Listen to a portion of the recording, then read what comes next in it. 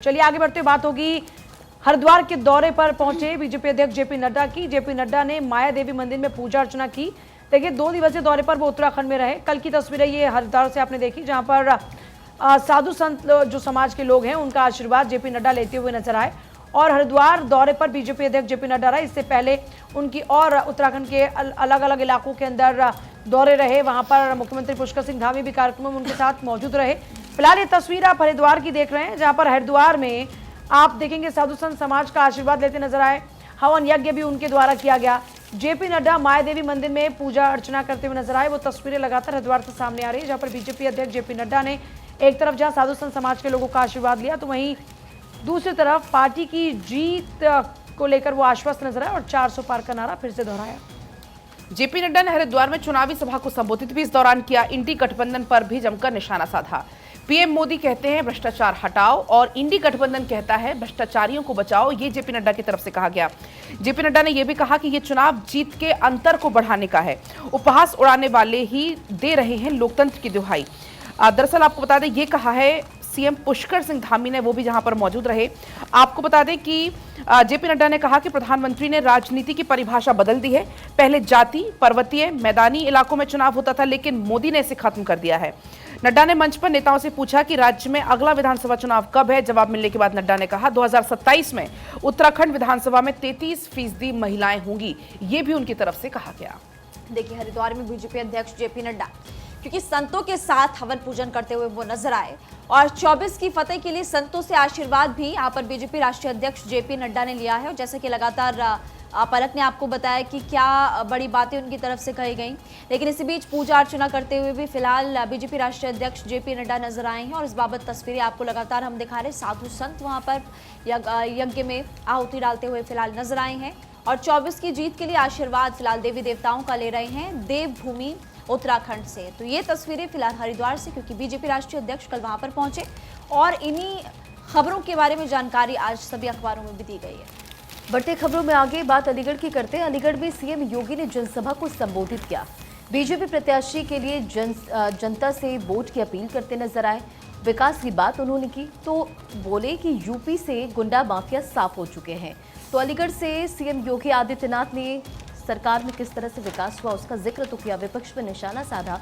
साथ ही यूपी में किस तरह से गुंडा माफियाओं को लेकर लगातार एक्शन लिया जा रहा है उसका भी जिक्र करते हुए सीएम योगी आदित्यनाथ नजर आए। और देखिए बात होगी अब कांग्रेस के मैनिफेस्टो की। गरीब महिलाओं को लेकर खास क्या रहा सालाना 1 लाख, एमएसपी कानून और जाति जनगणना का वादा।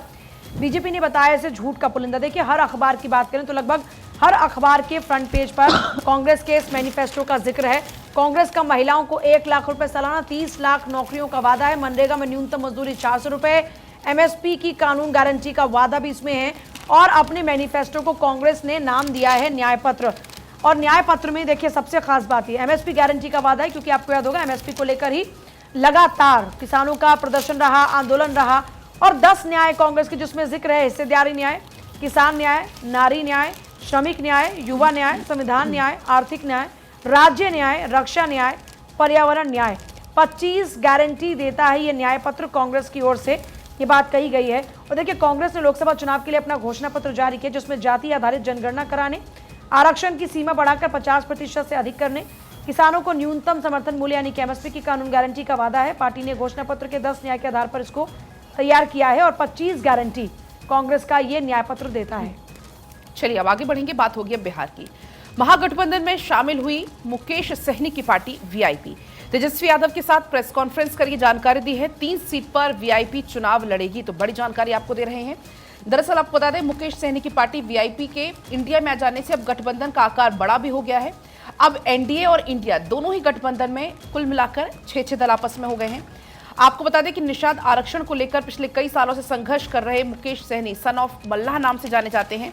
और अब जो कि आप तस्वीरें भी देख सकते हैं, जिस दौरान तेजस्वी यादव के साथ मौजूद रहे, प्रेस कॉन्फ्रेंस करते हुए इस बात की जानकारी भी दी गई है। आपको बता दें कि मुकेश सहनी और अजय के महागठबंधन में आने से उत्तर बिहार की कई सीटों पर अब लाभ मिल सकता है। वैसे एनडीए के पास भी निषादों की जोड़ी है। बीजेपी के पास हरीश सहनी है तो जेडीयू के पास है मदन सहनी।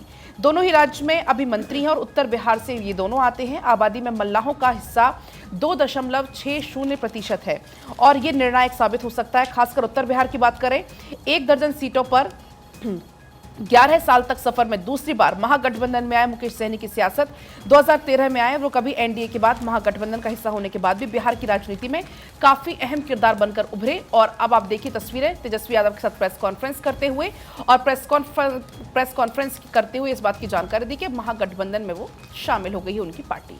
खबरों में आगे बढ़ते और अखबारों में और एक महत्वपूर्ण खबर की जानकारी वो ये कि दिल्ली से चुनाव लड़ सकते कांग्रेस नेता कन्हैया कुमार। देखिए, सूत्रों के हवाले से खबर है, मनोज तिवारी के खिलाफ कांग्रेस उनको उम्मीदवार बना सकती है। तो ये खबर फिलहाल मिल रही है और लगातार हमने देखा है पूजा कि कन्हैया कुमार की अगर बात करें तो कई बार सुर्खियों में वो आए हैं और ऐसे में सूत्रों के हवाले से जानकारी मिल रही कि मनोज तिवारी के सामने कांग्रेस पार्टी लड़वाना चाहती है। देखिए, इसका सबसे बड़ा मेन पॉइंट है बिहार कनेक्शन। दिल्ली के अगर इलाकों की बात करते हैं, मनोज तिवारी भी देखिए खास तौर पर जो बिहार से लोग बिलोंग करते हैं, जो दिल्ली में रहते हैं, उन पर उनका काफ़ी प्रभाव माना जाता है। और ऐसे में कन्हैया कुमार का भी क्योंकि सेम कनेक्शन है, तो ऐसे में उनको यहाँ चुनावी मैदान में उतार कर एक कड़ी चुनौती देने की कोशिश बीजेपी के प्रत्याशी को की जा रही है। और पिछली बार के चुनाव में क्योंकि मनोज जीते थे, तो इस बार यहाँ पर थोड़ा टफ फाइट क्रिएट करने की कांग्रेस कोशिश करती हुई नजर आ रही है। इसलिए चर्चा चल रही है कि मनोज तिवारी वर्सेस कन्हैया यहाँ पर हो सकता है। बढ़ते खबरों में आगे देखिए, दिल्ली में कांग्रेस केंद्रीय चुनाव समिति की बैठक होगी। लोकसभा चुनाव के उम्मीदवारों को लेकर ये चर्चा हुई और इस बैठक में आगामी चुनाव को लेकर किस तरह से रणनीति बनाई गई और पश्चिम बंगाल, दिल्ली और हरियाणा को लेकर ये मीटिंग हुई। तो बड़ी खबर आपको बता रहे, कांग्रेस सीसी की बैठक, उम्मीदवारों पर मंथन हुआ। यहाँ पर बंगाल, दिल्ली और हरियाणा के उम्मीदवारों को लेकर मंथन, लोकसभा चुनाव के उम्मीदवारों को लेकर इस बैठक में चर्चा हुई। साथ ही साथ आगामी लोकसभा चुनाव में किस तरह से पार्टी काम कर रही है उसे भी लेकर चर्चा हुई। और चलिए बात करेंगे अब संजय निरुपम की। एक्स पर उन्होंने पोस्ट किया, पार्टी ने पहले उनको निष्कासित किया, उनके खिलाफ में एक्शन लिया गया और अब उनकी ओर से भी पोस्ट किया गया है। और उन्होंने लिखा कि ऐसा लगता है कि सीने से बोझ उतर गया है। पूरे कांग्रेस परिवार का धन्यवाद करते हुए संजय निरुपम ने ये पोस्ट किया है, जिसको तस्वीरों में आप देख रहे हैं। कांग्रेस से मुक्ति मिलने के बाद आज मन बहुत ही हल्का हो रहा है। ऐसा लगता है कि सीने पर से एक बोझ उतर गया है। पूरे कांग्रेस परिवार का धन्यवाद। देखिए, संजय निरुपम, आपको याद होगा कि अपनी सीट को लेकर जिस तरह से लगातार खींचतान चल रही थी, उसके बाद बात बनी नहीं और आखिरकार संजय निरुपम की जो बयानबाजी थी वो पार्टी लाइन के खिलाफ जा रही थी। और ऐसे में अब संजय निरुपम ने जब ये पोस्ट किया है तो जाहिर तौर पर ये वो बताने की कोशिश कर रहे हैं कि कांग्रेस से अब अलग होने के बाद में मुक्ति उनको मिलती हुई नजर आ रही है। और वो लिख रहे हैं कि आज मन बहुत ही हल्का लग रहा है। ऐसा लगता है कि सीने पर से एक बोझ उतर गया है। पूरे कांग्रेस परिवार का धन्यवाद उनकी ओर से किया गया। इससे पहले उनको पार्टी से निलंबित करने के आदेश दिए गए थे। और अब बात मध्य प्रदेश की। मध्य प्रदेश के खजुराहो से बड़ी जानकारी है, जहां सपा प्रत्याशी मीरा यादव का नामांकन रद्द हो गया है। एक जगह हस्ताक्षर नहीं होने के कारण ये नामांकन रद्द हुआ है। बीजेपी के वीडी शर्मा से इनका मुकाबला था, तो नामांकन पत्र में कुछ त्रुटि की वजह से उनका नामांकन रद्द हुआ है। हालांकि अखिलेश यादव ने इस पर जांच की मांग की है। अखिलेश यादव ने कहा है कि इस पूरे मसले की जांच होनी चाहिए। अखिलेश यादव ने सोशल मीडिया प्लेटफॉर्म एक्स पर कहा है कि मीरा यादव का नामांकन निरस्त करना सरेआम लोकतंत्र की हत्या है। हस्ताक्षर नहीं थे तो फिर देखने वाले अधिकारी ने फॉर्म क्यों लिया, ये उनकी तरफ से सवाल पूछा गया है। और अब इस पूरे मामले में जांच की मांग की है। आपको बता दें कि प्रदेश अध्यक्ष हैं, उनसे सीधा सीधा मुकाबला था और अब पूरे मामले में लगातार बयानबाजी हो रही है। अखिलेश यादव का कहना है कि जब उसमें अगर दस्तखत नहीं थे तो जो फॉर्म जमा कर रहा था उस अधिकारी ने फॉर्म ही क्यों लिया। आगे बढ़ते, संजय सिंह पर भड़की Bharatiya Janata party. Press conference कर गंभीर आरोप लगाते हुए भारतीय जनता पार्टी फिलहाल नजर आई है। कहा कि संजय सिंह जमानत की शर्तों का उल्लंघन कर रहे हैं। जो शर्तें रखी गई थी कोर्ट की तरफ से, फिलहाल उनका पालन करते हुए संजय सिंह इस वक्त नजर नहीं आ रहे हैं। भारतीय जनता पार्टी की तरफ से प्रेस कॉन्फ्रेंस की गई है। दिल्ली फ्रंट पेज, दैनिक भास्कर और शहीद आजम से सीएम केजरीवाल की तुलना करने पर अब लगातार भारतीय जनता पार्टी के जो नेता भड़कते जा रहे हैं। सबसे बड़ी बात कि आबकारी घोटाले में 6 महीने बाद सुप्रीम कोर्ट से जमानत मिलने पर जेल से बाहर आए आम आदमी पार्टी के सांसद संजय सिंह ने शुक्रवार को प्रेस वार्ता कर आबकारी घोटाले की असली षड्यंत्रकारी होने से लेकर रिश्वत कमाने का आरोप बीजेपी के शीर्ष नेताओं के सिर पर मढ़ दिया। संजय सिंह ने कहा कि शराब घोटाला तो बीजेपी ने किया और असली शराब घोटाला ईडी की जांच के बाद शुरू हुआ। इसमें बीजेपी के शीर्ष नेतृत्व के लोग शामिल हैं। सबसे बड़ी बात आपको याद होगा, जब जमानत मिल रही थी और यहाँ पर फिलहाल कोर्ट की तरफ से शर्तें रखी जा रही थी, तो सब ये कहा गया था कि तो आपको मीडिया में इस तरह का बयान नहीं देना है, इस पूरे मामले को लेकर आपको कुछ नहीं कहना है। लेकिन अब फिलहाल भारतीय जनता पार्टी यही आरोप लगा रही कि जब आपको मना किया गया था और इसी शर्त पर आपको जमानत दी गई थी, उसके बावजूद आप वही कर रहे हैं। बिल्कुल, तो देखिए जमानत शर्तों का उल्लंघन कर रहे संजय सिंह, बीजेपी के तमाम जो दिग्गज हैं वो कहते नजर आ रहे हैं। बढ़ते खबरों में आगे, और इसी बीच ये बड़ी खबर आपको बताते चले, लव कुमार बनाए गए एसपीजी के आईजी। 2024 बैच के यूपी कैडर के आईपीएस से लव कुमार, बड़ी खबर आपको बता रहे, 2024 बैच के यूपी कैडर के आईपीएस से लव कुमार उमेश चंद्र दत्ता एसपीजी के आईजी बनाए गए हैं। 2000 बैच के राजस्थान कैडर के आईपीएस हैं उमेश चंद्र। तो बड़ी खबर आपको बता रहे, लव कुमार बनाए गए एसपीजी के आईजी और 2024 के यूपी कैडर के आईपीएस हैं। साथ ही साथ उमेश चंद्र दत्ता एसपीजी के आईजी बनाए गए हैं। 2000 बैच के राजस्थान कैडर के आईपीएस हैं उमेश चंद्र। तो देखिए, लव कुमार एसपीजी के आईजी बनाए गए हैं और लव कुमार देखिए जो उनकी अपनी कार्यशैली रही है, उस लिहाज से उत्तर प्रदेश में खूब उन्होंने चर्चाएं उनके नाम की रही हैं। और अब 2000 बैच के राजस्थान कैडर के आईपीएस उमेश चंद्र का जिक्र भी यहाँ पर हो रहा है। तो देखिए, लव कुमार एक तरफ जहां एसपीजी के आईजी बनाए गए हैं, तो ये आईपीएस कैडर को लेकर एक बड़ा अपडेट है। 2024 बैच के यूपी कैडर के हैं। उमेश चंद्र की अगर बात करते हैं तो वो भी एसपीजी के आईजी बनाए गए हैं। 2000 बैच के राजस्थान कैडर के आईपीएस हैं उमेश चंद्र। तो ये दो आईपीएस ऑफिसर जिनको लेकर एक बड़ा अपडेट, लव कुमार एसपीजी के आईजी। रंजना कुछ ऐड ऑन करना चाह रही हैं? बिल्कुल, देखिए यूपी के तेज तर्रार 2 आईपीएस अफसरों को प्रमोशन मिला है और आईपीएस लव कुमार को एसपीजी में आईजी पद पर प्रमोट किया गया है। वहीं आईपीएस उमेश चंद्र दत्ता को भी एसपीजी में आईजी पद पर प्रोन्नत किया गया है। ऐसे में एसपीजी में अब आईजी स्तर के 2 ऑफिसर मौजूद रहेंगे।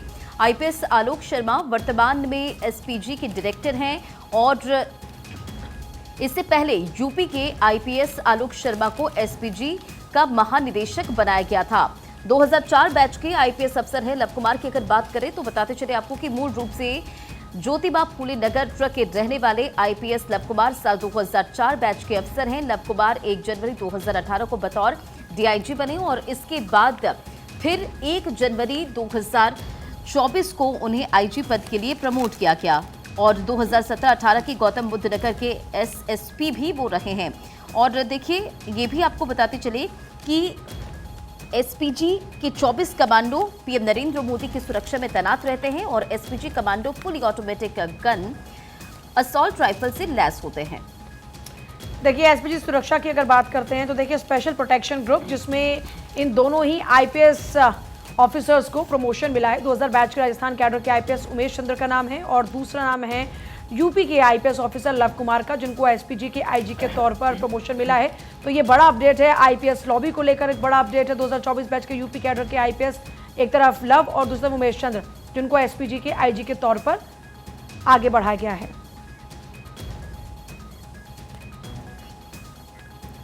और देखिए, बात होगी अब आतिशी की। आतिशी लगातार आपको याद होगा बीजेपी के ऊपर आरोप लगाती हुई नजर आ रही थी और उन्हीं के आरोपों पर चुनाव आयोग का नोटिस, बीजेपी की शिकायत पर जवाब मांगा है। और क्योंकि देखिए, अखबारों की अगर बात करते हैं, मेरे पास दैनिक जागरण में जिसमें फ्रंट पेज पर ही ये खबर है और हेडलाइन है, भाजपा की शिकायत पर चुनाव आयोग ने आतिशी को नोटिस भेजकर जवाब मांगा है। दरअसल आतिशी ने ये आरोप लगाए थे कि अब 2 ही ऑप्शन बचे हैं, हमें इस तरह की प्रपोजल्स आ रहे हैं कि या तो आप बीजेपी में आओ या तो आप जेल जाओ। भाजपा की शिकायत पर चुनाव आयोग ने दिल्ली सरकार की मंत्री आतिशी को नोटिस भेजकर अब उन्हें दोपहर के 12 बजे तक जवाब देने को कहा है। इस पर आतिशी ने चुनाव आयोग की निष्पक्षता पर प्रश्न उठाते हुए इसका विरोध किया और कहा कि आम आदमी पार्टी की शिकायत पर चुनाव आयोग कोई कार्रवाई नहीं करता, लेकिन भाजपा सरकार की जो नेता हैं, जो लोग हैं, अगर वो कोई शिकायत करते हैं तो उन पर तुरंत से नोटिस भेज दिया जाता है। आतिशी ने दरअसल प्रेस कॉन्फ्रेंस कर ये कहा कि चुनाव आयोग से 23 मार्च से 5 अप्रैल तक मिलने का समय मांगा गया है, लेकिन नहीं मिला। भाजपा के आपत्तिजनक पोस्टर और होर्डिंग्स की भी चुनाव आयोग से शिकायत की, लेकिन कोई कार्रवाई नहीं हुई। आयकर विभाग, ईडी, सीबीआई की तरह चुनाव आयोग भी भाजपा सरकार के इशारे पर चलने की जगह पूर्व चुनाव आयुक्त टीएन शेषन की तरह काम करे। चुनाव आयोग के नोटिस का भी जल्द जवाब दिया जाएगा, ये आतिशी कह रही हैं, क्योंकि आतिशी ने बड़े गंभीर आरोप लगाए थे। उन्होंने कहा था कि उनके पास ही प्रपोजल आ रहा है कि आप बीजेपी में आ जाइए वरना आपको जेल जाना पड़ेगा। और इसी को लेकर देखिए बीजेपी ने हमला बोला था कि अगर ऐसे कुछ सबूत हैं तो आप दीजिए, वरना हम आपके खिलाफ आगे एक्शन की तरफ बढ़ेंगे। और आखिरकार चुनाव आयोग का नोटिस उन तक पहुंचा है, इस पर उनको जवाब देना होगा। और चलिए अब आगे बढ़ेंगे। सीएम केजरीवाल की अर्जी पर आदेश सुरक्षित। राउज़ेवेन्यू कोर्ट ने अर्जी पर आदेश को सुरक्षित रख लिया है। केजरीवाल की अर्जी पर आपको बता दें अब 9 अप्रैल को आदेश अब सुनाया जाएगा। अर्जी में केजरीवाल ने मीटिंग करने की अनुमति भी मांगी है। अपने वकीलों के साथ हफ्ते में 2 से 5 बार मीटिंग की अनुमति उनके द्वारा मांगी गई है। दरअसल आपको बता दें कि शुक्रवार को सुनवाई के बाद अदालत ने 9 अप्रैल तक के लिए फैसला सुरक्षित रख लिया है। केजरीवाल ने वकीलों से मुलाकात के लिए 3 अतिरिक्त दिन की मांग की थी। स्पेशल जज हैं जो कावेरी बावेजा, उनकी अदालत में केजरीवाल की तरफ से ये उनके वकील पेश हुए, ये दलील रखी गई। केजरीवाल की तरफ से पेश हुए वकील ने कोर्ट में कहा कि मुख्यमंत्री पर अलग अलग राज्यों में कई मामले चल रहे हैं, ऐसे में सलाह के लिए अधिक मुलाकात की जरूरत है। अभी उन्हें सप्ताह में सिर्फ 2 वकीलों से मुलाकात की अनुमति है और ऐसे में कोर्ट ने उन्हें आपको बता दें कि 15 अप्रैल तक न्यायिक हिरासत में भेजा है। लेकिन अब उनकी तरफ से मांग की जा रही है कि हमें और समय चाहिए, जो उनके वकील हैं उनसे मुलाकात करने के लिए एटलीस्ट हफ्ते में 2 से 5 बार उनकी मीटिंग करने की अनुमति मिल जाए। आगे बढ़ते देखिए दिल्ली शराब घोटाला मामला। बीआरएस नेता के कविता की मुश्किलें लगातार बढ़ती जा रही है। बड़ी राहत संजय सिंह को मिली, लेकिन बाकी के जो नेता इस वक्त सलाखों में है, जेल में है, उनकी मुश्किलें बढ़ती जा रही है। एनफोर्समेंट डायरेक्टोरेट के बाद अब सीबीआई के कविता से पूछताछ करेगी। देखिए क्राइम ब्रांच ऑफ इन्वेस्टिगेशन को राउज़ेवेन्यू कोर्ट ने अब पूछताछ की इजाजत फिलहाल दे दी है, यानी कि अब के कविता से सीबीआई की टीम पूछताछ करेगी। फिलहाल न्यायिक हिरासत में तिहाड़ जेल में के कविता बंद है और इसके अलावा दिल्ली के मुख्यमंत्री अरविंद केजरीवाल भी बंद है, मनीष सिसोदिया भी बंद है। और अब एक एक करके देखिए पूछताछ उनसे की जाएगी। अभी तक ईडी पूछताछ कर रही थी, लेकिन अब खबर ये है कि सीबीआई की टीम को भी कोर्ट ने दे दी इजाजत, यानी कि अब सीबीआई भी अपने हिसाब से पूछताछ करेगी। और बिल्कुल, और सीबीआई ने कहा है कि वह कविता से जुड़े अकाउंटेंट के फोन से बरामद चैट और एक भूमि सौदे के पोस्ट से संबंधित दस्तावेज के बारे में पूछताछ करना चाहती है, जिसमें आम आदमी पार्टी को रिश्वत के रूप में 100 करोड़ की रिश्वत दी गई थी। अब इस पूरे मामले में देखिए सीबीआई को भी अनुमति मिली है। बढ़ते खबरों में आके बात बेंगलुरु की करते हैं।